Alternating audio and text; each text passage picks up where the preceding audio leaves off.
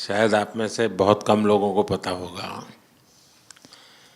कि जब मेरे मन में वक्फ के एक्ट पर काम करने का विचार आया तो सबसे पहले मैंने सैयदना साहब से सलाह मशवरा किया। फिर उन्होंने आपको मेरे पास भेजा तो मैंने इनको 3 साल तक परेशान किया कि आप ज़रा इसको अपने तरीके से देखिए, आप अपने लीगल एडवाइस लीजिए, मुझे ड्राफ्ट दीजिए। यानी आप कल्पना नहीं कर सकते इतना कंसल्टेशन में उन्होंने मेरा साथ दिया। आप में से जो भी जानकार लोग उनको बात कर करके ले आए और एक एक शब्द फुल स्टॉप कॉमा में क्या करना चाहिए यहाँ तक मुझे मदद मिली। ये बात मेरे लिए कोई नई नहीं थी, कैसे करना उसके लिए आपको शायद याद होगा जब आपके दादाजी सैयदना साहब, अब वो तो 1900 से तो एक बार मेरे घर पे आए थे तो फिर उसी में से बात निकली पाटन की।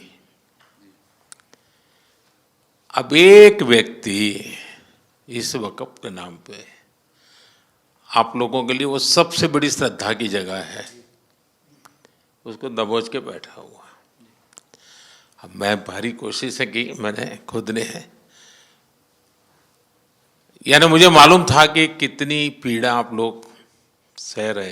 एक्चुअली वक्फ का जो स्पिरिट है आखिर ये किस चीज के लिए, किसके लिए, उसका अगर दुनिया को उत्तम से उत्तम कोई मॉडल दे पाएगा तो सैयदना साहब दे पाएंगे। लेकिन अब नई व्यवस्था में कानून के तहत तो दुनिया देखे कि भी देखिए कल तक वक्फ के नाम पर क्या हुआ और अब देखिए कैसे हो सकता है। और जब गरीब से गरीब इंसान की दुआ मिलेगी तो उसकी ताकत अनेक गुना बढ़ जाती है जी। हमारा काम है ऐसे लोगों के हाथ में अधिकार देना, ऐसे लोगों के हाथ में व्यवस्था देना। तो इसके लिए हम इतनी बड़ी लड़ाई लड़ रहे हैं। वीडो जो है, महिलाएं हैं, उनके साथ बहुत नाइंसाफी हो रही है जी। हमारी कोशिश है कि उनको कोई न्याय मिले, उनकी भविष्य की।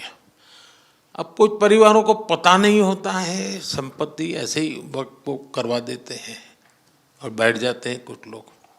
तो मेरे पास ये कानून तो बाद में बना, पहले राउंड में जब मेरे पास रिपोर्टिंग आया, जब मैं यहाँ 19 में जीत करके आया तब मेरे पास आया 1700 से ज़्यादा मुस्लिम समाज की शिकायतें थी कि भाई हमें न्याय दो, ये वक़्फ़ वालों ने हमारे साथ ये किया है। उसमें ज़्यादातर बहनें बेटियां थी। तब जाकर के मैंने कहा भाई रियलिटी क्या है खोजो। तो ये रातों रात नहीं आया है जी, लगातार 5 साल तक हर बारीक चीज़ को कोशिश की समय। फिर उसमें से मुझे बहुत पहले बड़े सैयदना साहब से काफ़ी बातें मेरी होती थी, तो मुझे मालूम था कि बोहरा समाज हो या शिया मुस्लिम हो, उन सब उनको तो और मुझे अहमदिया को और मुसीबतें हैं। मैंने कहा भाई इनको तो कोई अलग से प्रोटेक्ट करना पड़ेगा। उसमें से मैंने इस व्यवस्था को विकसित करने का प्रयास किया है। साथियों, कांग्रेस कभी भी विकास की बात नहीं कर सकती। कांग्रेस केवल हिंदू मुसलमान करना जानती है।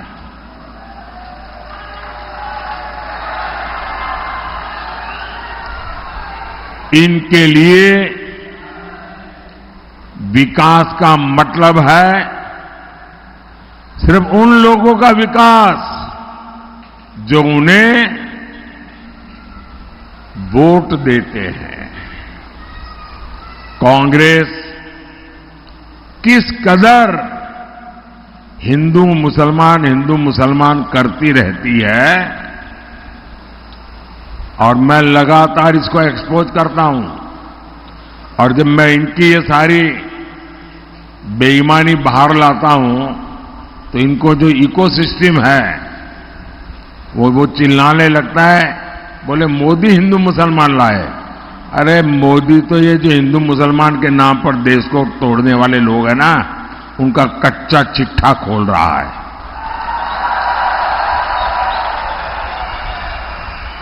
मैं इसका एक उदाहरण देना चाहता हूं, और यह उदाहरण इतिहास में दर्ज है।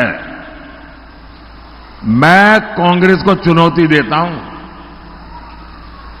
अगर हिम्मत है कांग्रेस में तो मेरी इस बात का देश को जरा जवाब दें। नहीं देंगे वो। इनकी तो हालत ऐसी है। मुझे बताइए, आपके घर में आपको कभी आपके माता पिता, अगर आपने दादा उन सबको देखा हो तो उनको याद करने के लिए क्या आपको एल्बम खोलना पड़ता है क्या? अपने माता पिता को याद करो, एल्बम खोलो तब याद आते हैं क्या? इनकी तो हालत ये है कि अपने माता पिता को याद करने के लिए एल्बम खोल के देख रहा पड़ता। अच्छा अच्छा, ये है, ये जिनकी स्थिति है जी। कांग्रेस सपा जैसी पार्टियों ने हमेशा तुष्टीकरण की राजनीति की और मुसलमानों के राजनीतिक, सामाजिक, आर्थिक उत्थान के लिए कभी कुछ नहीं किया।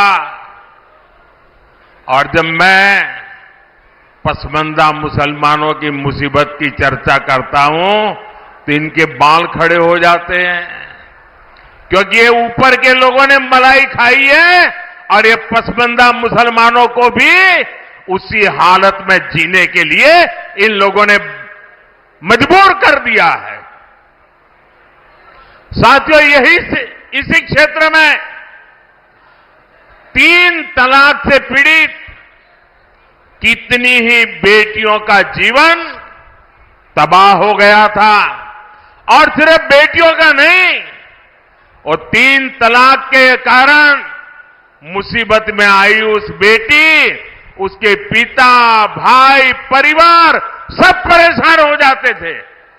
अब मोदी ने 3 तलाक के खिलाफ कानून बनाकर उनका जीवन भी सुरक्षित किया है।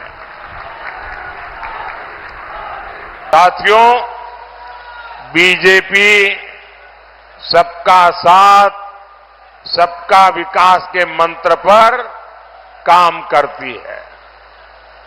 मुस्लिम भाई बहन देख रहे हैं, पीएम आवास मिला तो सभी जरूरतमंदों को मिला, नल से जल कनेक्शन मिला तो बिना भेदभाव सबको मिला, उज्ज्वला योजना की गैस मिली तो सबको समान रूप से मिली। हर योजना का लाभ उन्हें भी मिल रहा है, बिना किसी भेदभाव के मिल रहा है। अब मुस्लिम समाज को भी समझ आ रहा है, कांग्रेस और इंडी वालों ने उन्हें मोहरा बनाया हुआ है। आप थोड़ी देर शांत रहेंगे? ये 5-10 लोगों का उत्साह जरा ज्यादा है, थोड़ी देर शांत रहेंगे। बाकियों को कुछ सुनना है। आपका उत्साह मेरे सर आंखों पर, आपके प्यार को मेरे 100 सलाम।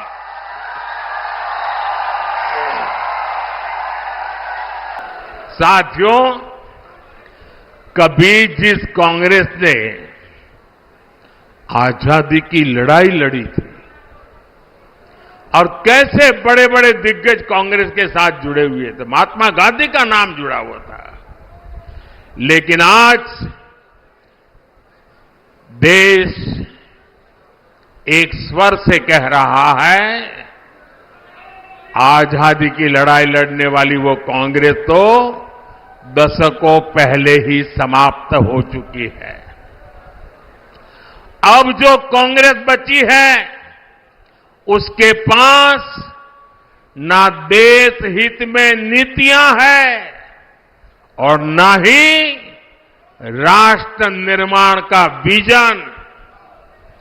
आपने देखा होगा कल कांग्रेस ने जिस तरह का घोषणा पत्र जारी किया है उससे साबित हो गया है कि आज की कांग्रेस आज के भारत की आशाओं आकांक्षाओं से पूरी तरह कट चुकी है।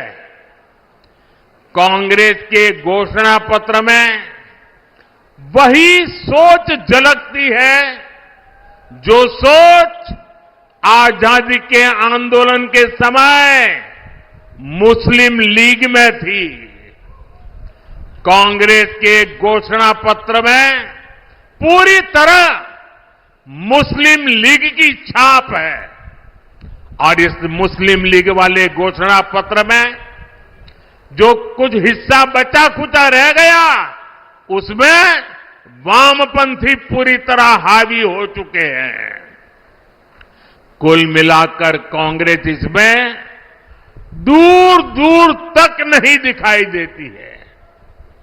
ऐसी कांग्रेस 21वीं सदी में भारत को आगे नहीं बढ़ा सकती।